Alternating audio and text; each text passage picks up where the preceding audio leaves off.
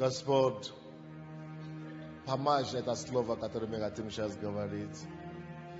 Помоги мне это передать Твоим людям. Во имя Иисуса Христа. Я хочу говорить сегодня на теме.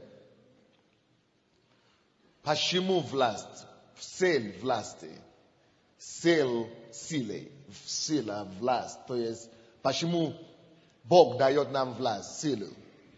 То есть, допустим, если вы откроете Ефесянам первую главу, с 18 по 23 стихи, там говорится о безмерном величии, могуществе Его в нас. Теперь тема, можно назвать эту тему так. Причина или цель Его могущества в нас, Его сила в нас, Его власть в нас. Зачем Бог поместил в нас верующих Его власть, Его могущество, Его сила? Мы все согласны, что всем нам дана власть от Бога или нет? А? Бог в нас и Его сила в нас. Иисус в нас и Его могущество в нас. Правда? Кто это знает? Вы помните, что Иисус Христос говорит, вот сие даю вам, что? Власть. Вы помните от Луки, 9 глава, Он созвал Его учеников, и Он дал им власть. Исцелять и болезни, и проповедовать царство. Но слушайте внимательно, пожалуйста.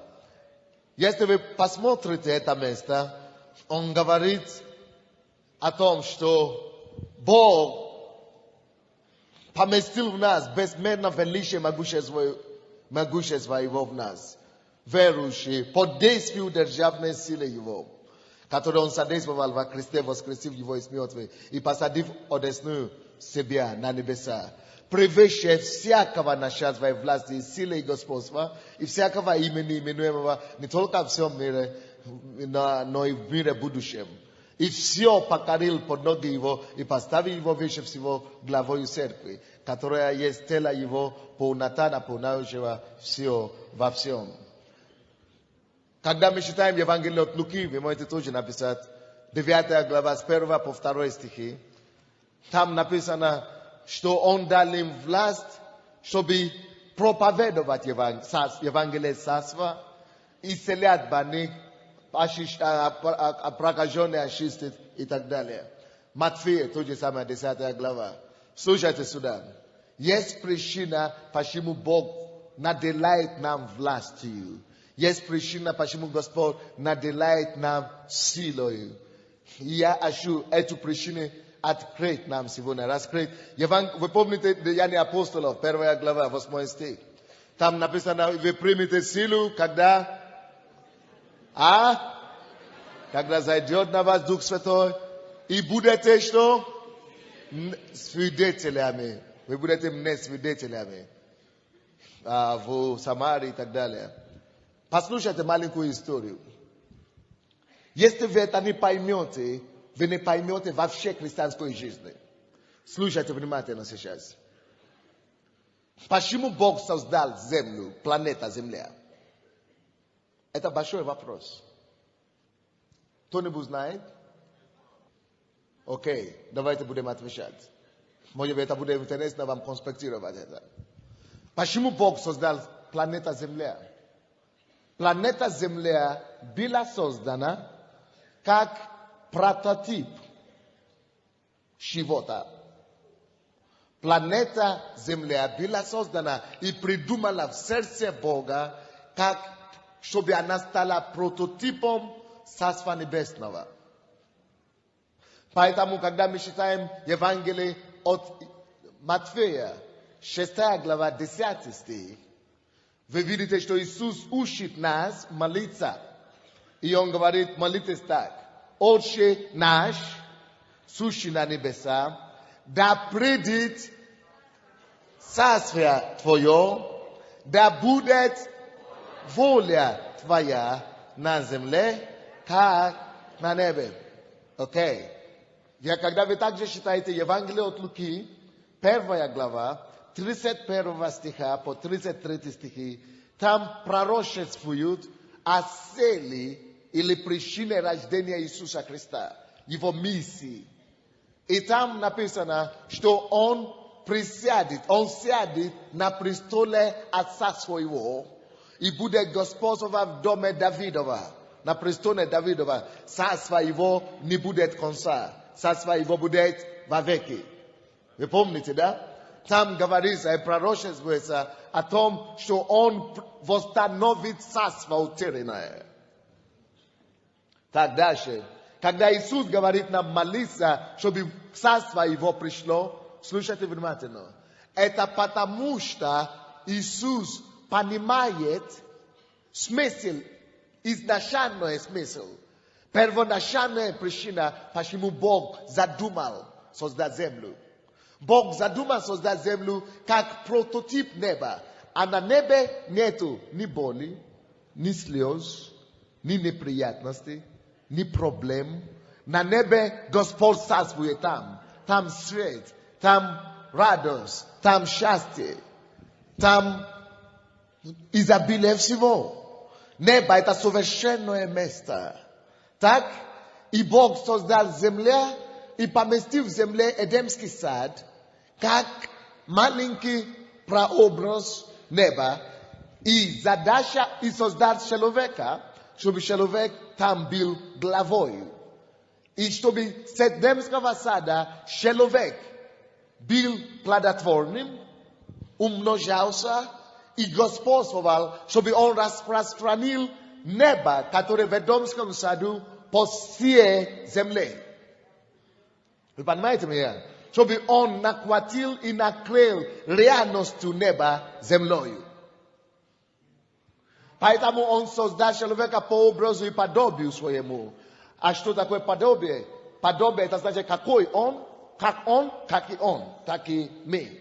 Это значит, если Бог есть Дух, это по образу, он есть Дух, мы тоже есть Дух, это образ. А подобие, что он делает, так и мы делаем. Он царствует, Бог, господствует. И он поэтому создал нас по подобию его, чтобы мы тоже на земле господствовали. Царствовали, чтобы мы могли смотреть на него. Поэтому он есть царь, царей, Господь, господствующий. Чтобы мы могли смотреть, как он господствует над вселенной. Не только над небом, он есть Господь над вселенной. Чтобы мы могли наблюдаться от него, учиться от него, как он правит вселенной, как он управит миром, как он правит счастьем, как он правит радостью, как он правит праведностью, как он правит чистотою, чтобы мы могли принести это царство небесное на землю и распространить, и таким же образом управлять землею. Вы понимаете меня? Это изначальный план Бога, почему он придумал и создал планету Земля. Это ясная линия. Поэтому, когда человек упал в Эдемском саду 3 главе, там произошло не только падение человека в грех. Мы сосредоточились на это слишком много внимания. Самая большая потеря и самая большая трагедия — это не то, что человек упал в грех. Самая большая потеря, которая была в Эдемском саду, когда человек согрешил, друзья, слушайте сюда, это то, что человек и Бог, не человек, а Бог прежде всего потерял царство. Поэтому, когда Бог вернул Иисуса, первоначальная задача Иисуса — это не искупить человека от греха даже. Это шок. Первоначальное призвание и задача Иисуса на земле — это не человека искупить от греха. Это второстепенное. Напишите это, потому что это может менять вашу психологию. Это второстепенная задача. Первостепенная задача Иисуса на земле — это было восстановить обратно, вернуть Богу что? Царство. Утерянное царство. Утерянное царство. Поэтому, когда он начал проповедовать, какие первые слова Иисуса? Покайтесь, ибо приблизилось Царство Небесное. Когда Иисус встретился с сатаной, почему дьявол сказал ему: преклонись передо мною, и я дам тебе царство этого мира? Потому что дьявол знает угрозу, Što on bil carem na malinko vremia. On bil gospodinom na zemlji na mala vremia. I сейчас время пришло Иисусу вернуть это царство. И он хотел сделать аборт призвание Иисуса. Он хотел, чтобы Иисус преклонился, чтобы Иисус не мог выполнить самую главную миссию. Кто-нибудь понимает меня? Если бы Иисус преклонился перед ним, он бы никогда не вернул землю. Поэтому он бы никогда не вернул царство. Поэтому то, что Иисус принес, он говорит царство. Напишите себе, 85% всех проповедей Иисуса, это было о чем? О царстве Божьем. Почему? Многие люди не понимают почему. Это потому что это он понимает боль сердца Отца. Бог создал прототип. Бог хотел, чтобы его воля была на небе, была здесь на земле. Бог хотел, чтобы царство его, которое на небе, было здесь на земле. И дьявол пришел, испортил этот план. А почему нужно будет искупить человека? Потому что человек должен быть главой этого царства на земле. И человек должен распространить эту землю, это царство из Эдемского сада по всей земле. Вот почему, когда Иисус учит нас молиться, он не говорит, чтобы мы только повторяли эту молитву. Отче наш, сущий на небесах, да будет принесено царство Твое, да будет воля Твоя на земле. Повторяли просто без логики, без мысли. Нет, он дает нам приоритетность. Он дает нам важнейшее откровение. Во-первых, о том, что вы должны понять, что Бог это ваш Отец теперь. Вы восстановлены семью Божию, Царство Божие. Во-вторых, вы должны понять самую главную боль сердца Отца. И в чем заключается эта боль? Он хочет, чтобы воля Его, которая на небе, чтобы жизнь, которая на небе, чтобы счастье, которое на небе, чтобы воля, то, что творится на небе, пришло на землю. Это Его боль, самая главная Его боль. Вы понимаете меня или нет? И поэтому он говорит, молитесь прежде всего так, да придет царствие Твое. И этим самым он дает нам, верующим, самое главное призвание и задача нашей судьбы. Слушайте внимательно. Если вы, как верующие, не живете для царства, вы не живете абсолютно. Значит, вы не живете в смысле. No, ваша жизнь не имеет смысла. Потому что причина, почему вы искуплены, иди сюда. Постой там сначала. Человек упал. Грех. Он потерял трон. Иисус вернулся, пришел, взял его, поднял его обратно на трон. И этим самым через искупление Иисус уже принес нам царство, когда он сам пришел. Помните, он говорит, если я пальцем или перстом Божьим изгоняю бесов, то царство Божье уже пришло, наступило на вас. То есть он принес царство сам. Что такое царство Божье? Это совокупность явления Иисуса, жизни Иисуса. Что такое царство Божье? Это совокупность жизни Иисуса. И учение, принципы, которые он принес. Слова, дела, проповеди его. Все, что он делал, все то, что он говорил, и дух его. Это его царство. Он принес это царство уже.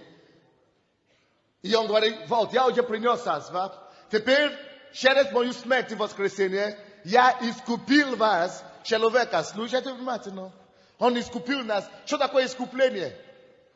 Посмотрите сюда. Искупление – это Адам, который упал.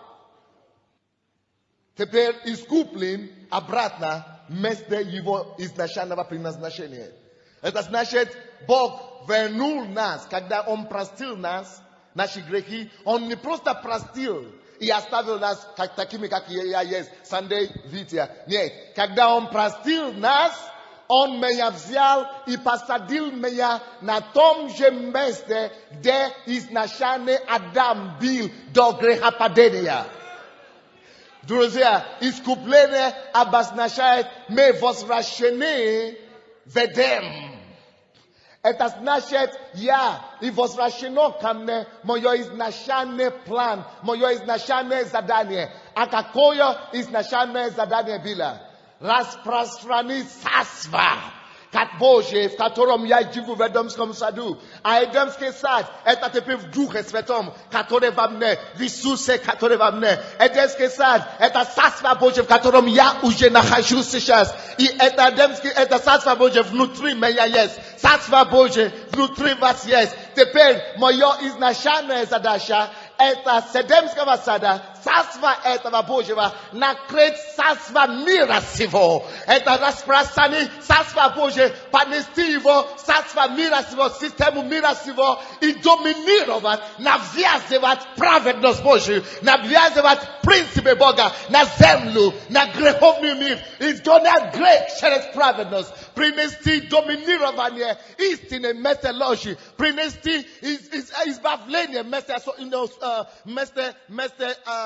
зависимости, принести здоровье вместо болезни. Это способы, но принести само царство Божие и этим царством накрыть землю.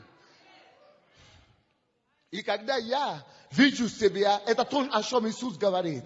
Вы теперь искуплены, теперь ваша жизнь искупленная только для одной цели. Слушайте меня внимательно.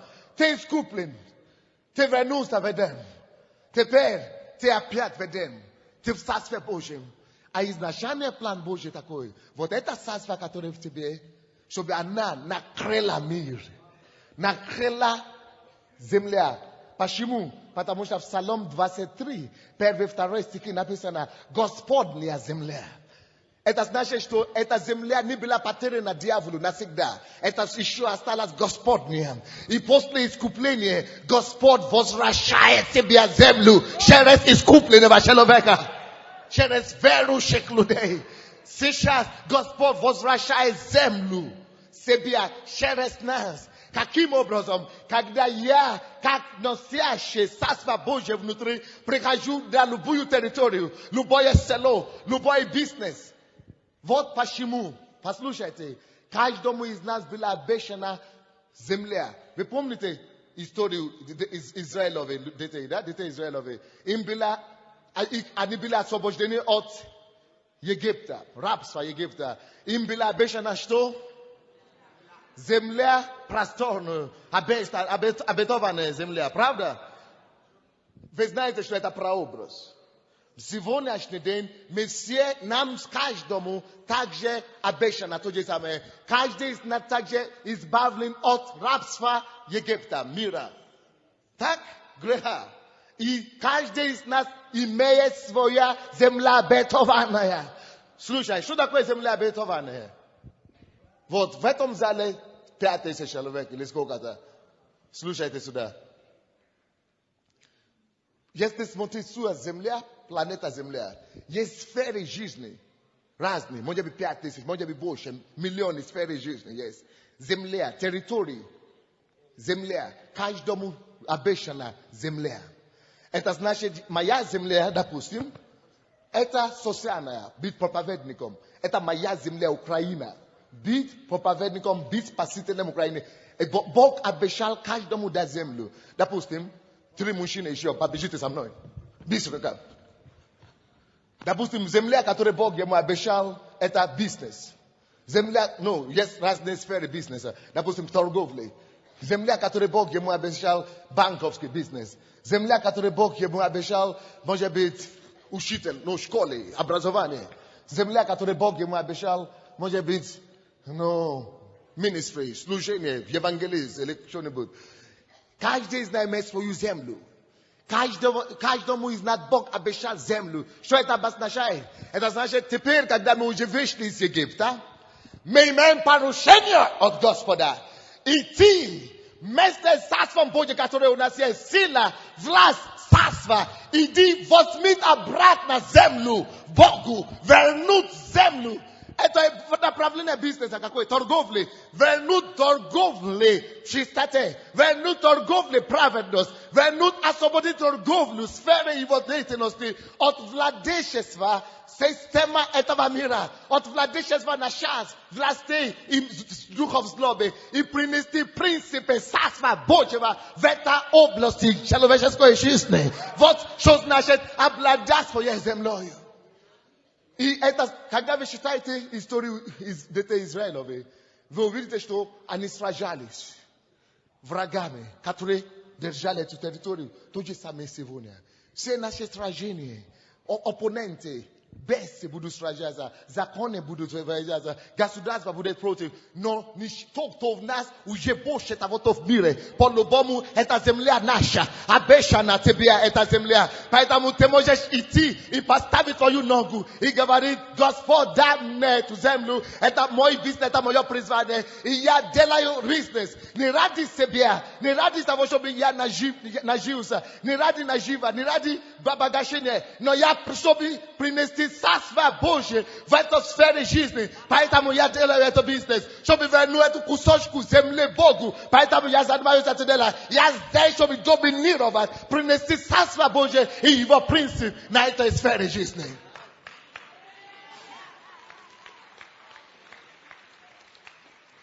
И таким образом можно пройти по каждому из них. Откуда знать, какую твою землю, которую Бог тебе обещал, чтобы ты ему вернул? И каждый из нас имеет кусок земли, который тебе поручен Богом. И когда мы попадем на небо, мы ответим перед Ним, что мы сделали с землей, которую Бог нам поручил вернуть Ему. Слушайте внимательно, друзья. Эй, вы слушаете меня? У тебя есть земля. Откуда тебе знать, какая твоя земля? У тебя есть какие-то заложенные в тебе способности. У тебя есть какие-то знания, приобретенные тобой. У тебя есть какие-то призвания, таланты, какие-то способности, которые Бог все внедрил в тебе, чтобы ты мог осуществлять то призвание, ту землю, чтобы ты мог через Царство Божье обрести эту землю и вернуть Ему. Вы понимаете меня? И когда сказали, допустим, Деяния апостолов, 10 глава, 38 стих, написано, что как Бог Духом Святым и силою помазал Иисуса Христа из Назарета, что Он ходил, благотворяя и освобождая всех обладаемых дьяволом, потому что Бог был с ним. То же самое с нами. Поэтому я проповедую на это тему. Зачем сила? Иисус был помазан силою и Духом Святым, и силою для конкретной задачи. Он ходил, выгонял бесов и на час, которые господствовали в данной территории. Поэтому он ходил, благотворяя, освобождая территорию и исцеляя всех обладаемым дьяволом. Этим самым утверждал Царство Божье, потому что Бог был с ним, Царство Божье был с ним. Все это было утверждено. Вот почему нам была дана система 12, друзья. Чтобы система 12 могло быть как штаб-квартира, где мы обсуждаем, как нам каждый взять нашу землю, как нам отвоевать систему этого мира обратно. Вот поэтому Иисус нам говорит: идите, проповедуйте Евангелие Царства во все земли, и только после того я приду. Это не значит просто где-то начинать церковь какую-то или что-то такое маленькую проповедь устраивать. Я хочу вам сказать, что во всех странах есть церкви. Но они такие ерундовые церкви, что царство не утверждают. Это то, что Бог говорит. Он говорит не просто как-то говорить какие-то слова. Он имеет в виду, что вы идите навязывать Царство Божие. Идите побеждать систему этого мира, ценности царства. Идите управлять, одолеть этот мир, систему несчастья, через праведность Божию, через принципы царства. Идите господствовать. Идите занять территорию. Идите вернуть мне планету. Тогда я приду. В общем деле. Он не говорит о том, что все должны покаяться, тогда я приду. Нет. Он говорит о системе, о реальности. Царство должно быть ощутимо в каждой земле, каждой народности. Только тогда он увидит, что да, все дано возможность, все нас слышали, все увидели проявление и реальности царства, тогда он сам придет. Вот о чем речь. Поэтому, когда он говорит, идите по всей за народа, идите проповедуйте все твари, вы думаете, он просто говорит, ну где-то там шумите чуть-чуть, или же церквушку какую-то. Он потерял царство. Его мечта вернуть царство. Он вернул нам царство, чтобы это царство могло охватить мир. Как она была издумана изначально. Чтобы воля его на земле, на небе была как на земле. Была на земле как на небе. И тогда он придет. Вот почему мы живем. Алло, братья, сестры. Поэтому, допустим, когда мы читаем место Писания, которое говорится в Ефесянам, 1 глава, которую мы читали, написано, что его могущество в нас. Зачем? Зачем? Его могущество во мне, чтобы я мог взять царство, которое во мне, и этим царством идти, то есть город, ту страну, тот бизнес, ту сферу социальную, которая мне дано, и идти утвердить порядок Божий, праведность Божия, той сфере жизни, которая мне дано.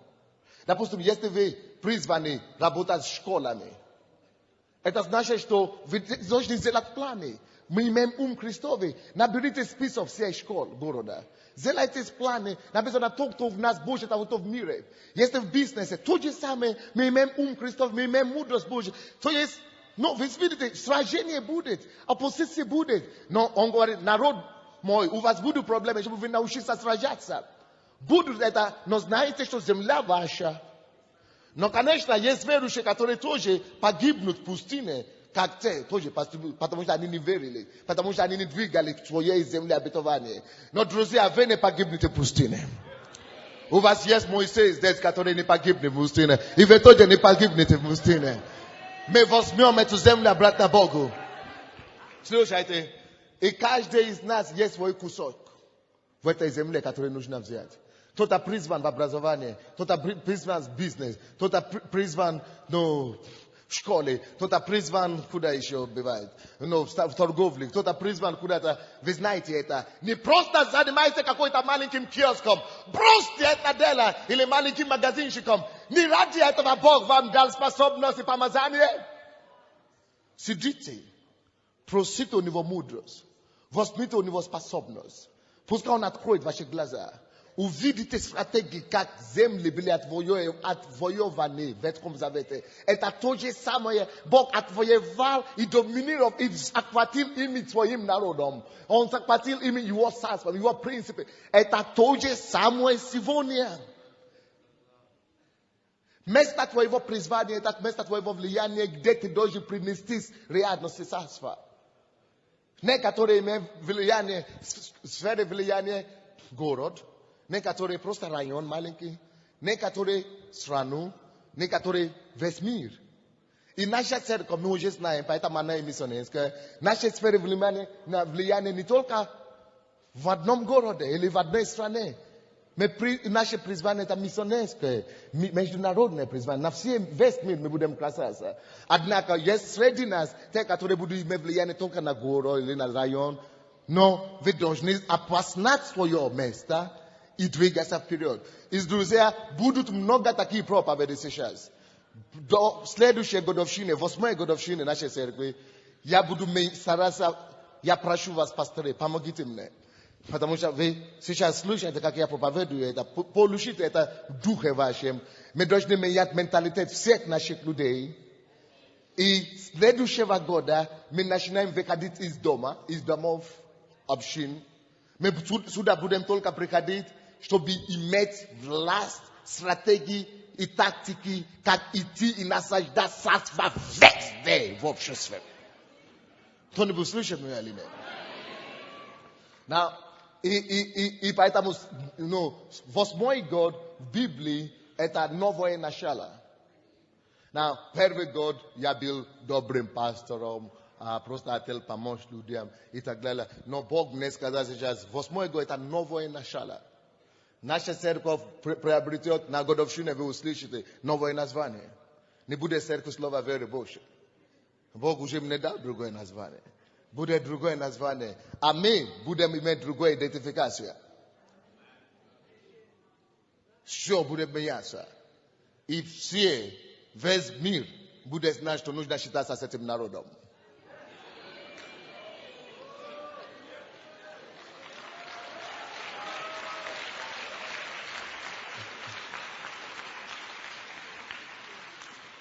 Окей. Допустим, Деяния апостолов, 4 глава, 38 стих.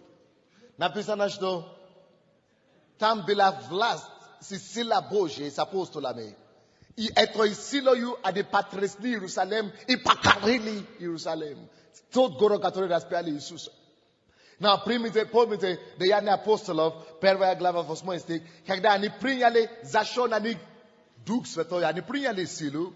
И что вы думаете, они пошли в Иерусалим, Иуда, Самария, и покорили, чтобы быть свидетелями о царстве. Они приносили царство и утверждали их повсюду. Сила, власть, не для того, чтобы только исцелять болезни.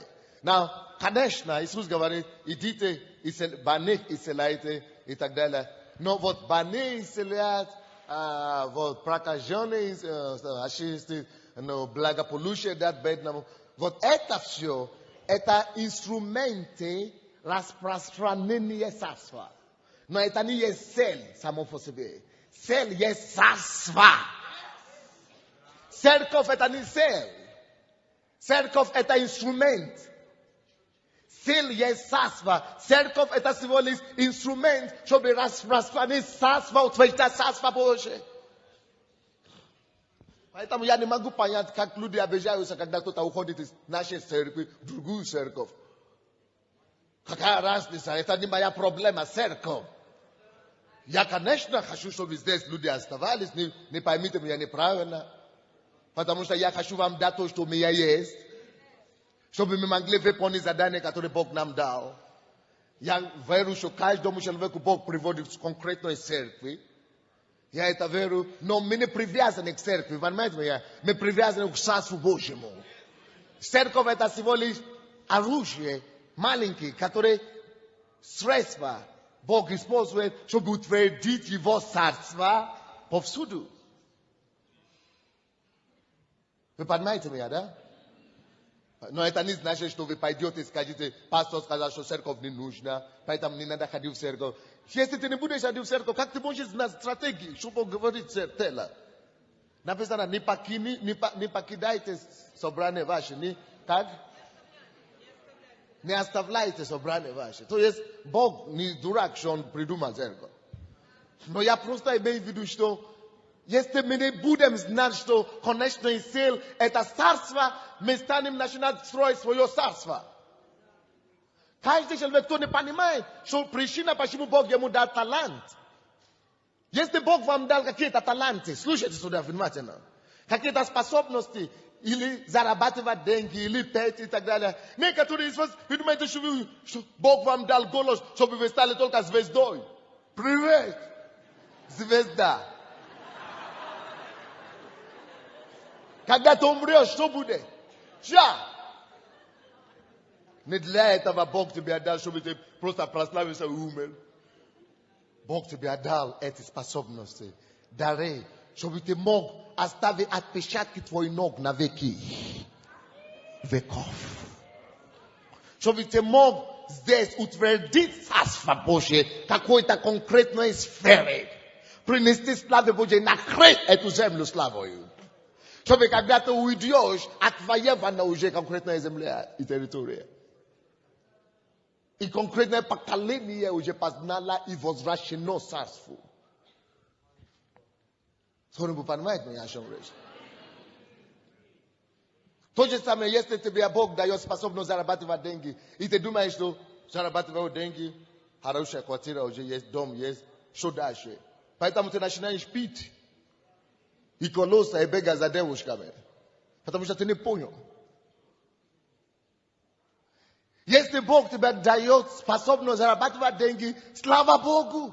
Потому что есть конкретные территории, которые нужно было отвоевать обратно. Куда нужно утвердить царство Божие. Поэтому Бог тебя дает финансы, чтобы ты мог использовать богатство неправедного, чтобы приобрести вечную обитель. Вот в чем дело. Все, что Бог дает нам, причина, почему Бог тебе дает эти способности, причина, почему Бог тебе дает эту работу, эту профессию, это образование, чтобы ты мог достигать максимум успеха там. Максимум отличия там, максимум успеха в индустрии музыки, в индустрии бизнеса, в индустрии, любой индустрии, развлечения, любой.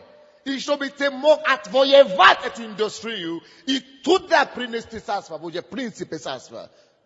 Не церковь делать везде, потому что Бог будет использовать все шаги общества и принести свое царство туда. Рычаги, да. Все рычаги общества. Поэтому, если ты учительница, ты говоришь, что я чувствую помазание, это не значит, что ты должен бросить школу. Может быть, ты поменяешь амплуа, но это не значит, что бросишь школу. Может быть, это помазание нужно для того, чтобы принести царство в сфере школы. Не все будут проповедниками в галстуке. Но мы будем все носителями царства. Вы понимаете, о чем речь? Итак, есть несколько средств власти, которые Бог дает нам все. Средства власти и силы. Напишите быстренько себе. Какие средства или рычаги власти и силы, которые Бог дал всем? Один из них есть у всех нас. Через которые мы должны распространять царство. Рычаги эти, один из этих четырех есть у всех нас. Напишите, первый это талант, я уже говорил об этом. Бог всем дает таланты. И таланты это то, что врожденные способности, которые Господь, как сказать, вложил или внедрял, заложил в тебе, чтобы ты мог эти все таланты твои использовать, чтобы явить Его славу и царство Его распространять. Вы понимаете меня? Поэтому тебе дан талант не потому, что ты такой родился красивый, или красивая, или красивый. Не потому, что ты такой красивый, тебе дан этот талант. Тебе дан этот талант, потому что Бог такой прекрасный. И Он доверяет тебе, чтобы ты отвоевал Ему и принес Его славу в определенную территорию. Кто-нибудь понимает мой язык? Для подтверждения напишите Евангелие от Луки, 19 глава. Это все история подтверждает. Это история, когда Бог дал людям таланты. Это человек, который принес 10 талантов. Когда он заработал еще 10, вы помните, да? Когда он заработал еще 10, вы знаете, что Бог говорил?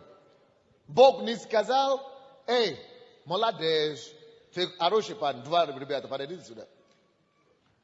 Допустим, это заработал 10, а это, ничего не заработал. И Бог не сказал, молодец, давай, возьми 5 из, я тебе дал 10, ты уже еще 10 заработал, у тебя уже 20. Видишь, надо быть милосердным.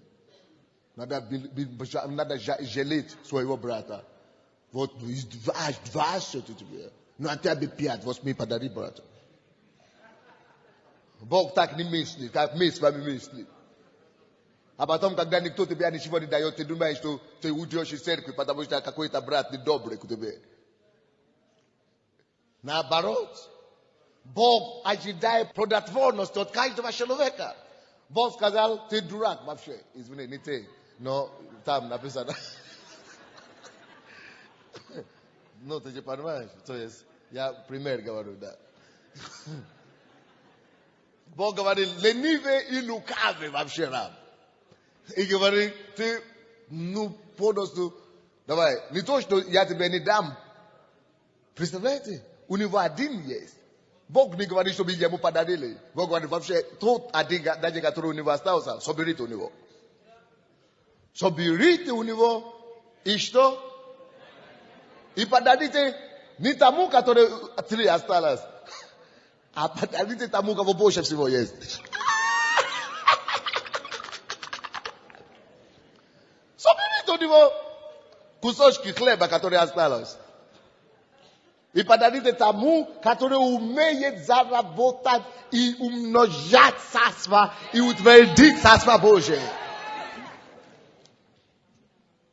Они, которые из вас, вы протянете рукой и ходите за милосердие. И вы думаете, что Бог милосердный Бог. Вы думаете, что Бог будет отбирать от богатых и вам давать, чтобы вас жалели. Сиди там. Загнешь там, если не будешь, загнешься. Слушайте сюда. Я не говорю о пенсионерах или о инвалидах и так далее. Но каждому из нас Бог дал удел. И то, что Бог ожидает от каждого из нас, если ты фотограф, занимайся фотографией, там твоя почва даст тебе чем кормиться. Если ты проповедник, проповедуй, трудящийся достоин пропитания. То есть, я не знаю, иногда мы просто оскорбляем Бога. Бог говорит, соберите у него это один, даже который у него еще остался. Потому что он не работал. Многие из нас, мы не зарабатываем, мы не набираем ни 12, ни учениками не набираем, ни учеников не набираем. И ищем благословение, чтобы кто-то за нас помолился, чтобы наши болезни ушло, чтобы кто-то нам что-то рассказал. А Бог говорит, ну слушай, мне хочется стукнуть его по голове. Это мы бываем такой милосердный пастор, чтобы все было хорошо. А Бог говорит, ну ты дрянный, ну, возьми у него то, что у него есть. Бог, почему он так поступает? Он ожидает, чтобы каждый, через талант, который он дал каждому, чтобы каждый имел шаги влияния, чтобы каждый использовал те способности, те таланты, чтобы откупить землю, чтобы отвоевать территорию, чтобы принести Царство Божие, чтобы Царство Божие еще больше распространилось каждым днем, и чтобы меньше стало влияние дьявола по земле, чтобы Царство Божие распространилось, и влияние Бога стало еще больше. Кто-нибудь понимает меня? Поэтому у вас есть что-то, что вы умеете делать. Может быть, вы умеете писать, может быть, вы умеете считать, может быть, вы умеете что-то молиться. Используйте все, что у вас есть. У вас есть что-то талант. Обнаружите и запустите на распространение царства. Спасибо. Второй рычаги царства власти, который вам дал. Если у вас есть талант, у вас власть. Это власть. Это сила. Талант – это сфера влияния. Вы можете использовать его как сферу влияния на благо для царства Божьего. Чтобы распространить царство. Второй сфера влияния власти, рычаги власти и силы, которые Бог дал нам всем. Всем. Может быть, не всем, но у вас есть один из этих четырех. Это призвание. У разных из нас есть разные призвания. Допустим, кто-то призван по профессии быть кем-то. Кто-то призван стать пастором, учителем. Даже можно сказать, что призвание это быть мамой. Быть мамой это тоже призвание. Быть папой это тоже призвание. Аминь. Быть отцом это тоже призвание какое-то. Быть мамой это тоже какое-то призвание, можно сказать. У всех нас есть разные призвания, правда? Слушайте сюда, друзья. Слушайте. Вот твое призвание это твоя сфера власти, силы, через который ты можешь утвердить и понести Царство Божие по земле. Допустим, если ты мама, то, что Бог ожидает от тебя, это передать страх Божий твоим детям. Если ты муж, это способствовать твоему мужу быть носителем царства. Если ты имеешь призвание быть директором или no manager on firme. And that should be shared for you firme, shared for you companion, should be pravedness, should be principe, sarstva valavopshesva, should be shared for you canale, should be praradosnos prishlo, should be sasva boje, should be pakayane prishlo kludiam, should be selene prishlo kludiam, should be asobojine prishlo kludiam, should be shared for you posisiu, for you dosnos, should be teras prastraniat, sasva boje. Это есть сферы власти, которые Бог тебе дал для царства. Слушайте, если кто не живет для царства, он не живет. Он тратит свое время сует. Все, что нам дано, это рычаги для того, чтобы утвердило его царство. Он говорит, да будет царство твое, да придет воля твоя, да придет царство твое, да будет воля твоя на земле, как на небе. Третий рычаги власти, который Бог вам дал, нам всем дал, это положение на работе. Положение, должности. Мы занимаем разные должности. Даже продавец, даже у продавца, даже у уборщицы есть тоже влияние власти. Я вам уже рассказал мою историю. Однажды, вы думаете, что уборщица, ну, какой я никто. Однажды я там пришел туда, чтобы заходить, извините, в туалет. Я видел очередь, все отправляют. Я говорю, а что там? Оказывается, что эта уборщица стала героем там. Потому что это ее сфера влияния. Она говорит, нет, нельзя, здесь я все убираю. Даже меня проглядываю. А потом она знала, что это поста, извините. Вы заходите. Потом она герой, никто не мог спорить с ней. Потому что все видели, что это ее работа. У всех есть средства влияния, средства власти, средства силы. Нам надо только их использовать. Бог его тебе дал, чтобы утвердить Царство Божие там, где ты работаешь. Кто-нибудь понимает меня, не? Посмотрите на царя Кира. Через него Бог восстановил стены Иерусалимские. Зела постановление правильное. Нехемия, смотрите. Ездре, смотрите. Смотрите на Эсфир. Бог использовал даже мирские люди, которые занимали положения какие-то, чтобы Царство Божие утвердить. Это тот же самый Бог, это прообраз, как Бог хочет нас сегодня использовать. И четвертый, рычаги власти, влияния для царства, которое Бог нам дает. Это деньги. Наши деньги, это не только для колбасы и сыра. Наши деньги, это не только для риса и борща. Это хорошо, чтобы мы прожили жизнь. Но есть иногда лишнее, которое Бог нам дает. И мы должны стараться зарабатывать лишние деньги. Чтобы мы могли использовать эти деньги, чтобы продвинуть Царство Божие. Аминь. Чтобы продвинуть Царство Божие. Кто-то говорит, вы знаете, иногда, когда я слышу проповеди о процветании, иногда это меня просто, извините, просто сводит с ума. Я обижаюсь, короче. Когда я слышу, как люди проповедуют проповеди о процветании. Люди не поняли ничего абсолютно.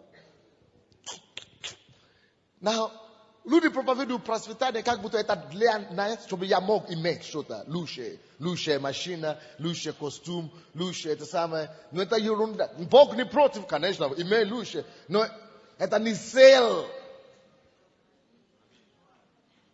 Бог дает нам зарабатывать и дает нам процветание, чтобы мы могли распространить Его царство. Чтобы мы могли оккупировать царство этого мира. Праведности Божией. То же самое с верой. Люди проповедуют веру так, чтобы только себе что-то взять. Люди используют библейские принципы для эго опять. Эгоцентричность, от чего Бог нас спас. Наоборот, вера, вы можете, если вы хотите, используйте веру, чтобы иметь машину, иметь дом. Мне не надо использовать веру, чтобы иметь машину. Машина все равно будет. Но я лучше буду использовать свою веру, чтобы завоевать какую-то страну. Вот то, что я хочу использовать мою веру. Потому что если вы найдете Царство Божие, все остальное приложится к вам. Вы понимаете, что я говорю? Это не значит, что я против, но надо понимать цель для чего этого всего. Вы понимаете, о чем я? Напишите 3 вещи, мы закончим. 3 вещи, которые ведут, то есть на заметку. Власть – хорошая вещь. Напишите это себе. Однако власть или сила, любая сила и любая власть, церковная, мирская, любая власть, любая сила может быть использована либо для распространения зла, это значит царство мира сего, либо для распространения Царства Божия, добро. За добром стоит Царство Божие. Так что если вы не работаете в сфере вашей власти, чтобы продвигать Царство Божие, значит автоматически ваша власть, ваша сила работает на продвижение Царства тьмы. Один из 2. То есть, либо ваша власть и сила, деньги, таланты, призвание, положение, либо они работают на то, чтобы распространять жизнь, то есть Царство Божие, либо они будут работать, чтобы распространять смерть. Это Царство тьмы. Второе, что вы напишите. Власть или сила – это хорошая вещь, но всякая власть должна быть покорна другой вещи власти. Всякая власть должна быть, или всякая сила должна быть покорна вещи власти. Это правда. Если любая власть или любая сила не будет покорна вещи власти, напишите себе такое такое высказывание есть на английском, такой, как это называется? Оговорка есть. Говорят, что абсолютная власть может быть абсолютная коррупция. Поэтому не должна быть абсолютная власть. Абсолютная власть может портить абсолютно. Может портить абсолютно. Поэтому каждая власть, каждая сила должна быть под какой-то ответственной другой власти. Под какой-то власти. Вот поэтому к Римлянам 13:1 написано, пускай каждая душа будет покорна высшей власти. Допустим, когда наша церковь была год, Бог мне сказал, иди покорись кому-то, потому что у тебя будет проблема. И настоящие сильные, и настоящие люди, сильные люди, они умеют признавать других.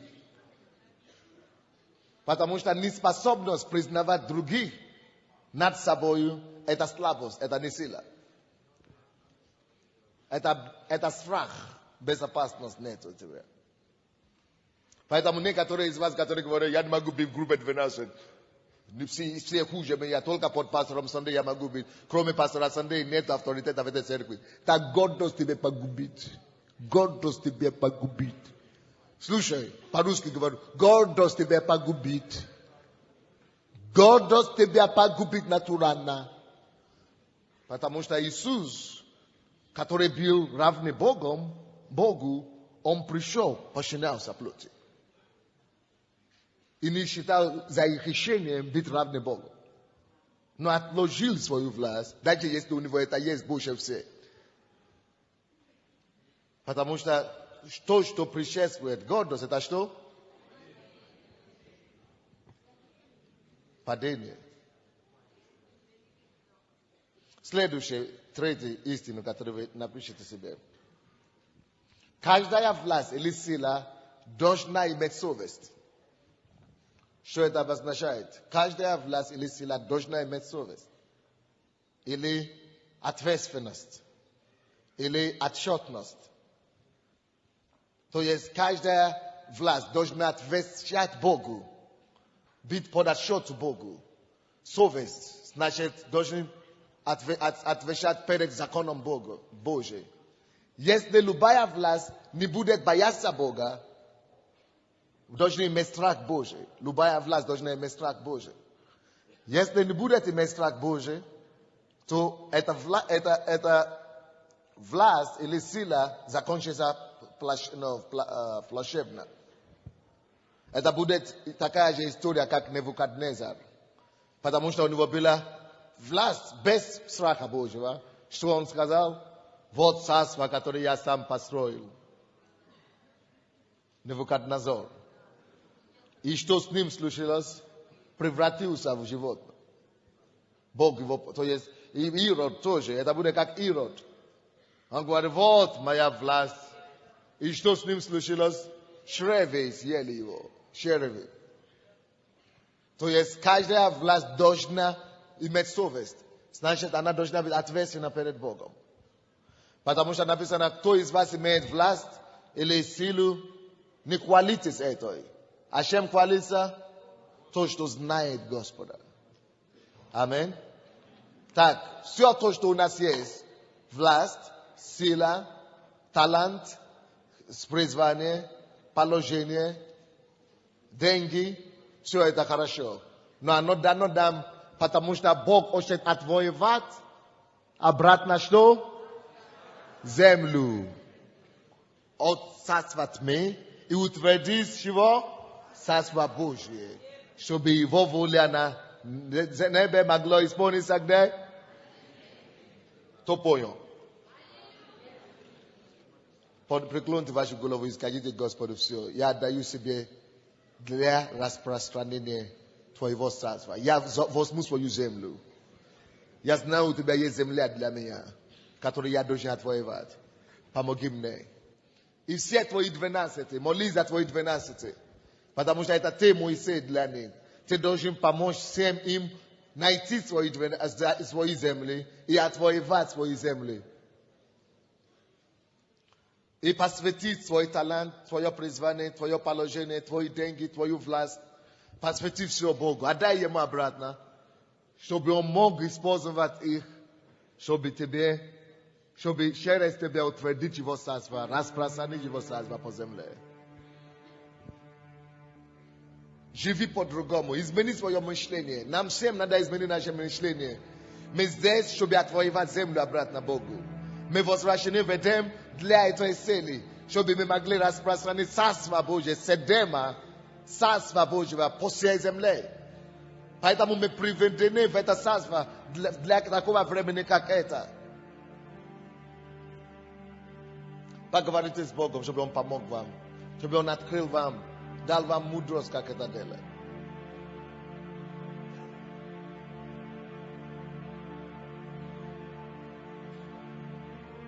Господь, именем Иисуса, я молюсь за мои братья и сестры. Открой всем нам глаза, Отец.